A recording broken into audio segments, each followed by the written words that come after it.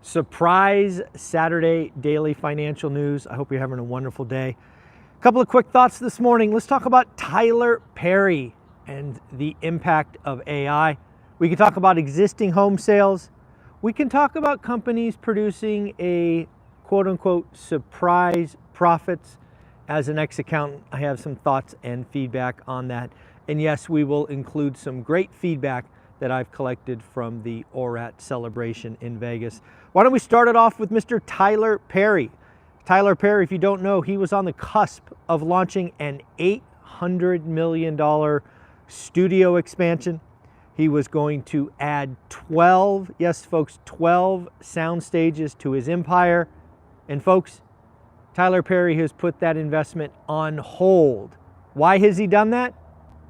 Well, according to the article that I read, he's doing it completely because of AI. There's a lot happening in the AI or artificial intelligence space that is impacting the movie industry. Yes, I have seen some demos where you can use prompts to create essentially videos.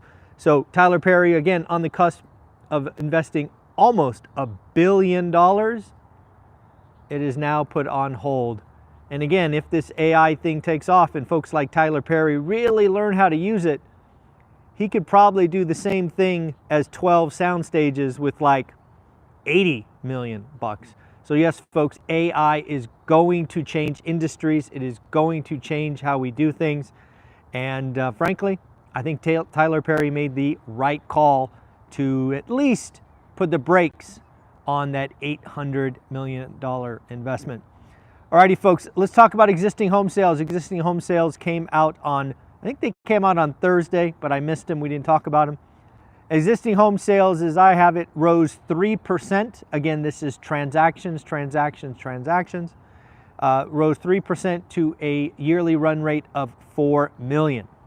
They were down 1.7% year on year. Interesting note, inventory is up 3.1%. Please note, existing home sales, aka closings in January, meant that the contracts or pendings were inked in late November or December. We've always got to put that caveat because again, real estate uses interest rates, and sometimes rate moves, as we're seeing now, can really impact transactions.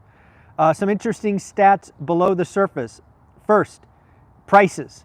On a year-on-year basis, prices are up 5.1% in January. Yes, 5.1%. 16% of homes sold over list price. You know, well, actually, those were signed in November, December. I guess that makes sense. 16%. Hey, Mark, how you doing? Aloha. 32% were cash. That is up up from 29% in December, so more cash buyers.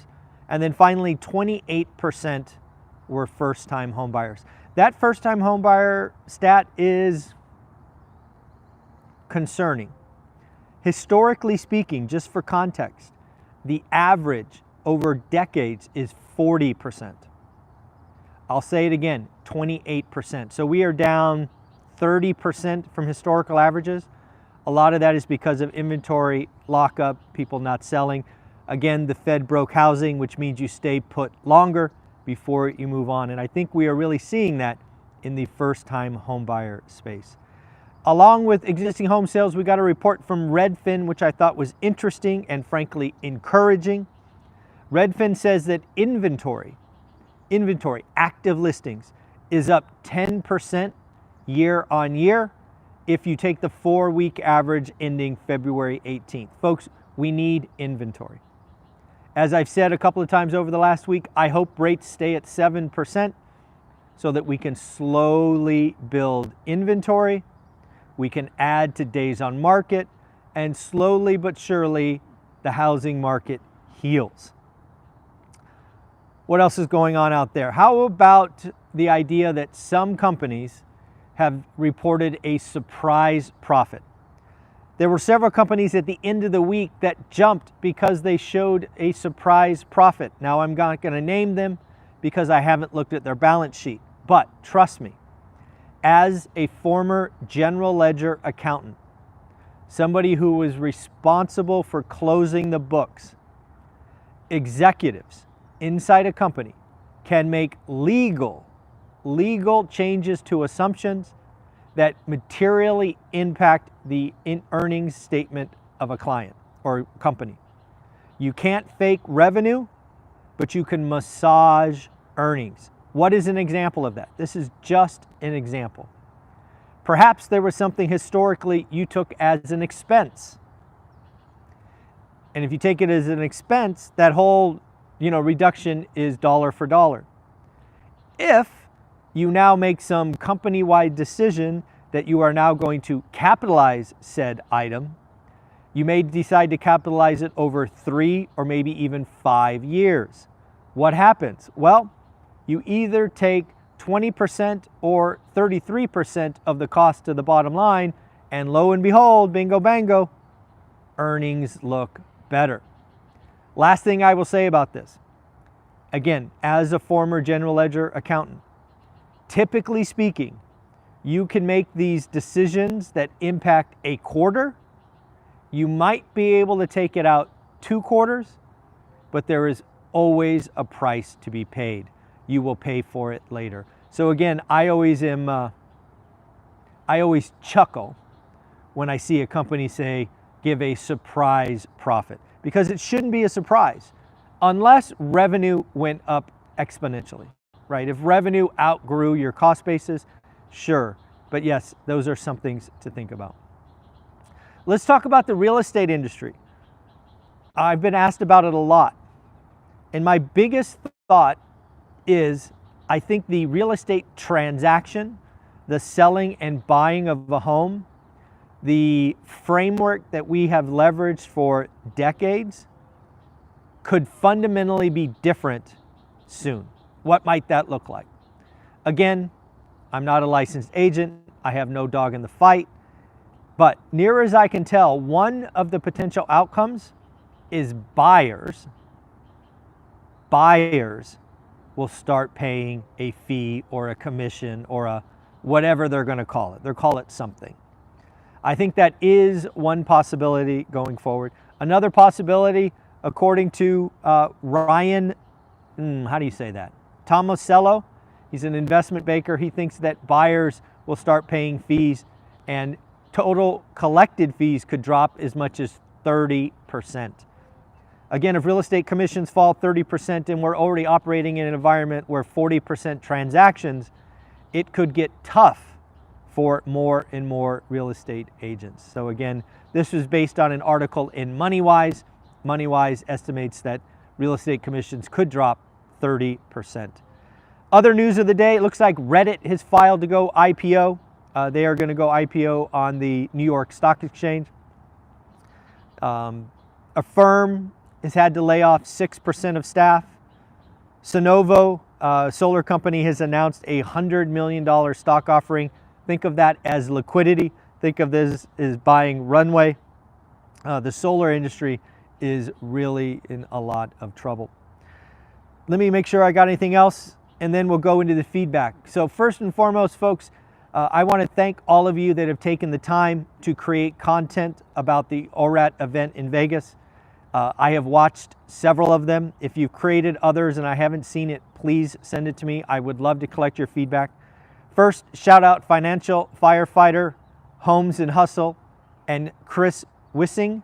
Hopefully I've said that correctly. I watched your recap. I've shared the recap on the channel. Thank you for all the great advice. I am actively creating a list of feedback already on things that could be improved going forward. And then All Nighter Hider, thank you for your video. It was very well done. I actually think you're right. So folks, one of the things you hopefully know is we recorded the sessions. In fact, my team has already cut them up. I'm actively adding them to your teachable accounts today. So again, trying to exceed expectations. But one of the things that Ryan said, and I agree with him, the fact that the meetings were recorded gave you the ability to network freely.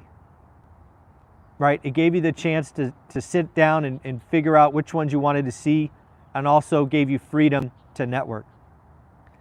Also, a lot of feedback on networking. I could already let you know that working with Melinda at the Blind Center, we are setting up next year to have 6 hours of networking next year. So folks, we take feedback, I take feedback. I'm already working on making next year better. And if you want to see the event, again, I'm already actively adding you, so give me a couple of days. There's almost 500 people I have to add. If you want to buy the event because you missed it, you can buy it today. It's $199. I told you it would be more expensive. I wasn't kidding. You could have had it for $99. Today it's $199. But rest assured, you also get 21 bonus podcasts that as extra goodies that I let the other experts use and leverage. So if you were in the VIP group, I completed adding you this morning. So if you go to your Teachable account and you bought a VIP ticket, you should see the replay this morning. General admission. I have just started working on your file. There's almost 300 folks. I think I've gotten through the first 10 or 15. It will take me a couple of days. And then virtual. Virtual, there's about 100 folks. I will get through that. So my intention, if you bought a ticket, you will have access to it by the end of the week. Cross my fingers. Again, exceeding expectations. I told all of you it would take 4 to 6 weeks, and we might make 2 weeks. So again, hopefully you enjoy that. Hope you have a great Saturday. I've got both my dogs in my lap, so we're going to go for a walk. Take care, have fun. Bye.